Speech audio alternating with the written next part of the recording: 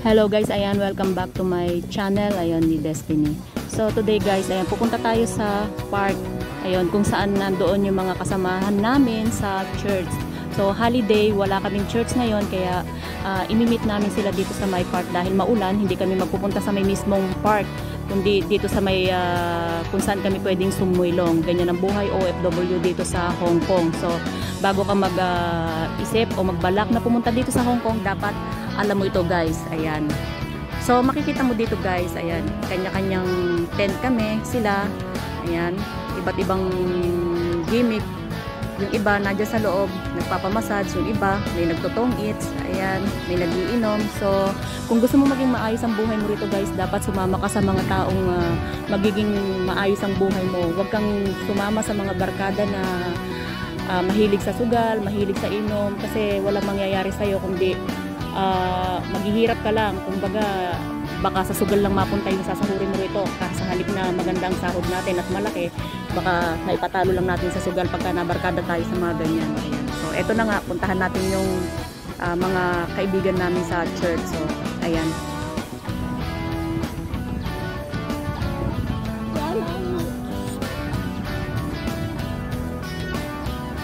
So ayan guys, yung mga naka-blue na yan, ayan, ibang grupo yan.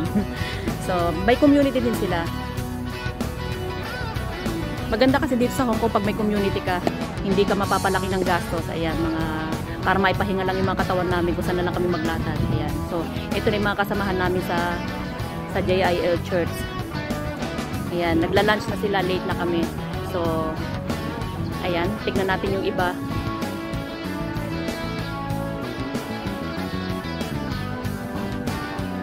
So napakadami namin dito nakasilong dahil muulan. Hindi pa yan puno dahil medyo maaga-aga pa. Pero pagdating ng mga mahapon-hapon na ng konti, mga past 1, ganyan, madami ng tao yan, talagang siksikan na talaga.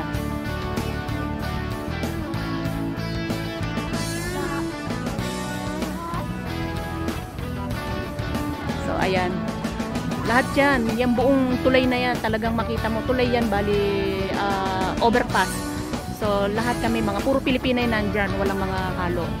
So meron ka mamakitang mga ibang lahi sa kabilang side siguro, pero madalang talagang puro Pilipinay mga nandyan.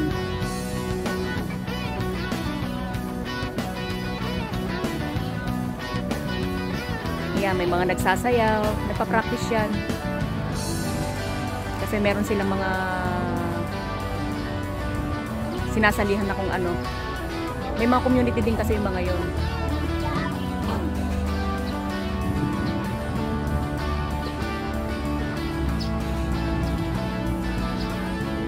Ayan, makita mo naman talagang ganyan lang ang buhay namin. Kaya bago mo naisin na magpunta rito sa Hong Kong, dapat ready ka kung ano yung kapalaran na pupuntahan mo dito. Pero actually, tiisin lang yung ugali ng mga amo. Maganda naman ang sahod.